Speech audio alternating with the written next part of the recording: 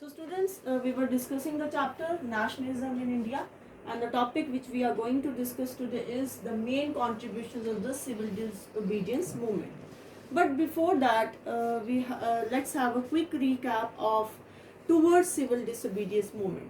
That what were the events which led to civil disobedience movement, like the formation of Swaraj parties, arrival of the Simon Commission, Poon Swaraj. So these all events provided a base for civil disobedience movement. So in February 1922, Gandhiji decided to withdraw the non-cooperation movement due to the Chauri Chaura incident, because Gandhiji felt that movement was turning violent at many places and satyagrahis needed to be properly trained for the mass struggle. But within the Congress, some leaders were now tired of the mass struggle and they wanted to participate in the elections. They felt that it is important to oppose the British policies within the council. So keeping this in mind, in 1923, C.R. Das and Motilal Nehru, they formed the Swaraj Party in order to participate in the election. So please keep in mind the year 1923, C.R. Das and Motilal Nehru, they formed the Swaraj Party. So after formation of Swaraj Party, the next event we have to see was Simon Commission, 1928. So headed by Sir John Simon, this was appointed to draft the Indian Constitution. So it was greeted by all the parties with the slogan, "Go back Simon," because no Indian member was there in this commission, and it was formed to draft the Indian Constitution. So all the parties, the political parties which were there, they protested against this commission with the slogan, "Go back Simon." Now reacting to this, Viceroy Lord Irwin, he offered dominion status and a round table conference discussion in October 1929. Dominion status here means that we will be forming a government but within the British Empire. So these kind of negotiations were going on with Lord Irwin, and he offered dominion status, which was not acceptable to the Indian leaders at all. In December 1929, Lahore session under the presidency of Jawaharlal Nehru passed a resolution demanding Poon Swaraj, that is complete independence, full independence, and it was declared that 26 January 1930 would be celebrated as the Independence Day, but it was not achieved. So Gandhiji now had another idea to go with the civil disobedience movement. So now the ground was very fertile for the launch of civil disobedience movement. So the civil disobedience movement was launched in 1930 under the leadership of Mahatma Gandhi, and the main motive of the Salt March was to break the salt law. And on 6th April, Gandhiji violated the Salt Act by manufacturing salt by boiling seawater, and this incident marked the beginning of civil disobedience movement. So the civil disobedience movement, as I told you, it started with the breaking of salt law by Gandhiji. So similarly, the movement got momentum, and other people also, they started violating the British laws, like they broke the forest laws. They started entering into the forest, especially the reserve forest, to graze their cattle and to collect the wood.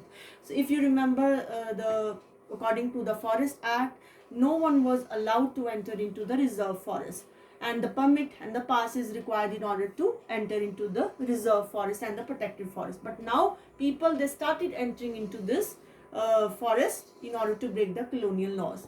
Then after that, people started refusing to pay taxes, to pay revenue. So slowly and slowly the movement was getting momentum, and the very significant feature of civil disobedience movement was the participation of the women. Huge participation was seen during the civil disobedience movement of women. They participated in the protest marches, they manufactured salt, and they went to jail also. Now we have to see why the movement was called off by the Gandhiji. So worried by these developments, obviously Britishers were worried by these developments which were going on. They started arresting the Indian leaders. So when Abdul Ghaffar Khan was arrested, angry crowds demonstrated, they came on the streets, and Gandhiji himself was arrested. Angry people, they attacked the police force, municipal buildings and railway stations. So a frightened government responded with the policy of brutal repression. Peaceful satyagrahis were attacked. children, women, they were also beaten up. So Mahatma Gandhi ji once again decided to call off the movement, and he entered into the pact with Lord Irwin in 1931. According to this pact, Gandhiji consented, he agreed to participate in the round table conference, and the government agreed to release the political prisoners. Now after this, we have to see the main contributions of the civil disobedience movement. Now, the civil disobedience movement was the first struggle to win Poon Swaraj. So, as I told you that in the Lahore session of December 1929, so this resolution was passed to achieve the Poon Swaraj. That we don't want any dominion status, we want full independence, we want complete independence. Then the civil disobedience movement was based on non-violent satyagraha, and whenever violence spread, Gandhiji used to call off the movement. So the Gandhian ideas were widely followed here. Okay, so the Gandhian ideology of non-violence was practiced here. Non-violent satyagraha was practiced through civil disobedience movement. So as I told you, women participated in large number. Very less women participated in non-cooperation movement, but we have seen during the civil disobedience movement, the women participation was huge. They participated in the protest marches, they manufactured salt, and they went to jail also. Then after that, it was a real mass movement. So it was a real mass movement. In non-cooperation movement, people refused to cooperate with the Britishers, but here in this civil disobedience movement, people started breaking the colonial laws. So this was the real mass movement where people, the different social groups we have seen who participated with their own aspirations, like rich peasants we have seen, poor peasants, then business class was there, and then the industrial workers participation was less. Women also participated in huge number, and we have seen the limited participation of Muslims also. Then different social groups participated. So this I have told you which group participated, and it was an open challenge. So as I have told you, people started breaking the colonial laws. So it was very big thing at that time to challenge the Britishers, to give the direct challenge to the Britishers. So the people openly disobeyed the laws. Like I have told you, they started breaking the forest laws. They refused to pay the taxes, and obviously Gandhiji started the civil disobedience movement with breaking of salt law. So now we have to talk about the limits of civil disobedience movement, that is which section of society did not participated in civil disobedience movement, that is the participation of which section, which social group was least in civil disobedience movement. So first let's talk about Dalits.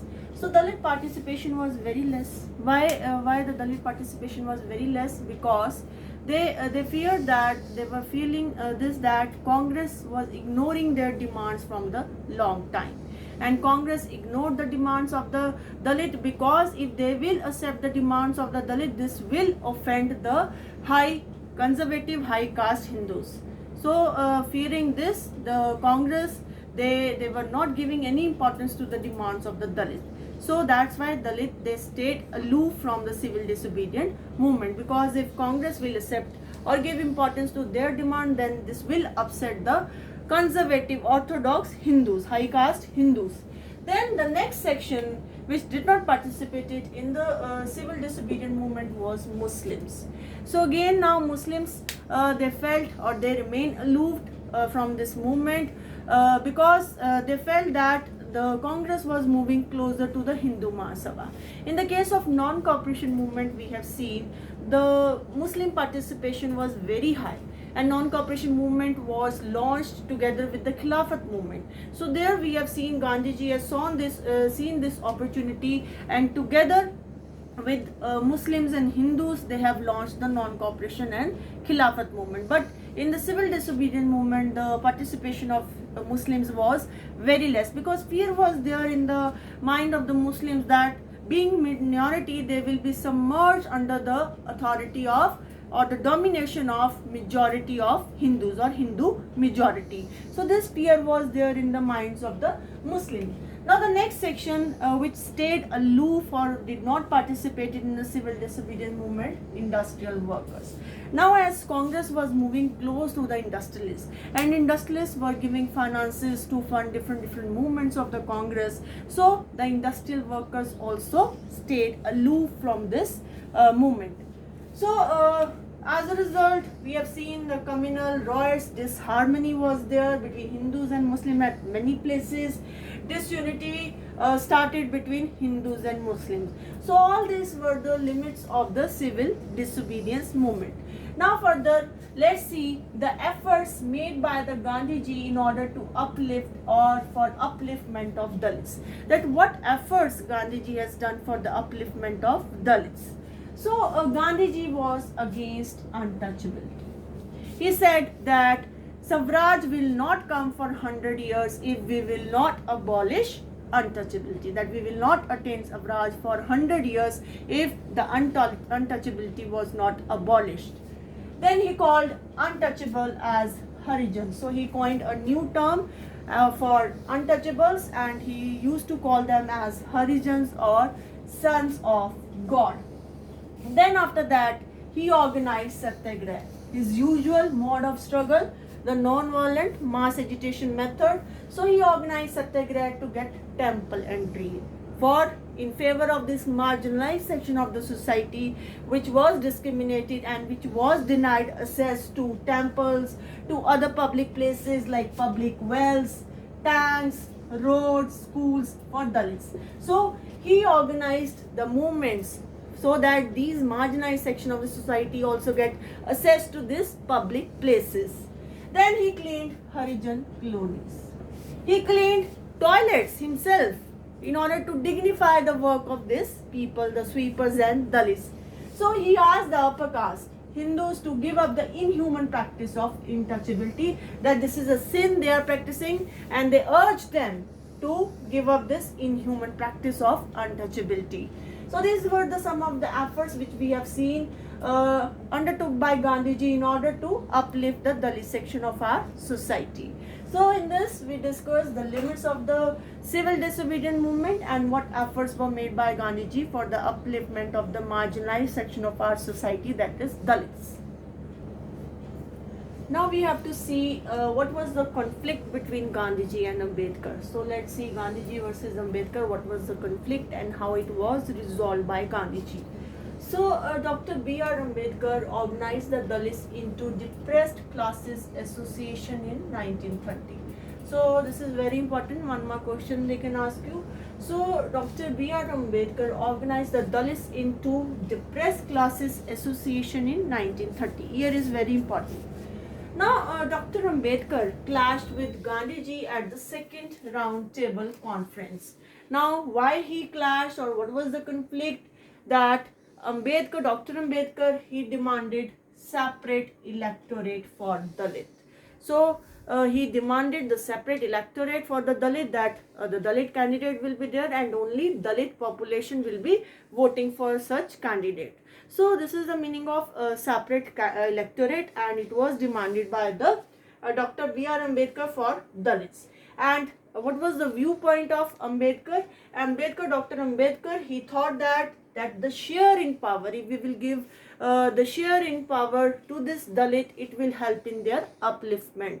So through representation in the parliament, in the legislature, by giving them power sharing, their upliftment will be there. If they will be there in the legislative council, they can keep their concerns there and they can voice their concerns there. So this was the viewpoint, that for their upliftment, power sharing and giving them desirable share in the power is very important. So this was the viewpoint of Ambedkar, for which he demanded the separate electorate. But Gandhiji thought that it would create a disunity. So obviously, so if we will start doing like this, we will we will start dividing the country, we will start giving the separate electorate to each section of the society, then how the people, how the different sections we will integrate.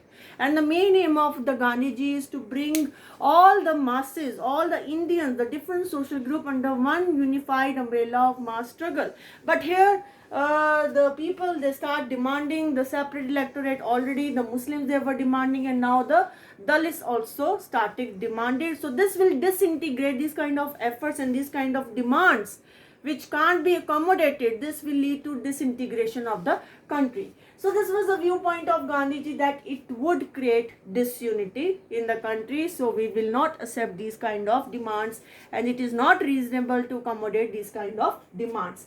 But here again, Britishers, they played the policy of divide and rule, and they accepted the Ambedkar's demands here. And then now Gandhiji began fast unto death. So this was the only solution left, or option left for Gandhiji, and he started the fast unto death. Now comes the Pune Pact. Now it was signed between Gandhiji and Dr. Ambedkar in September 1932. So in September 1932, this pact was signed, and according to this pact, Gandhiji accepted demand for reservation.